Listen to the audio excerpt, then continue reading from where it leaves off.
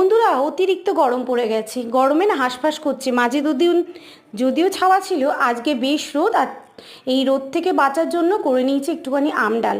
আর করে নিয়েছি আজকে স্পেশাল একটা রেসিপি, যেটা আপনারাও চাইলে ঘরে করতে পারেন। মুখে রুচি না থাকলে এই রেসিপিটা আপনাদের জন্য, অবশ্যই তাদের জন্য এই রেসিপিটা। সেটা হয়ে গেল পাতুরি। দেখতেই পাচ্ছেন লাল লাল ঝাল ঝাল, অসাধারণ হয় এই পাতুরিটা। তাও আবার ভেজ পাতুরি, কোনো মাছ নয়, চিংড়ি মাছ নয়, ভেটকি মাছ নয়, নিরামিষ পাতুরি। কীভাবে করবেন সেই রেসিপিটাই দিয়ে দিয়েছি বান্টি রান্নাঘর চ্যানেলে। এই যে দেখতেই পাচ্ছেন এই পাতুরি রেসিপিটা, অবশ্যই ওখান থেকে দেখে নিতে পারেন।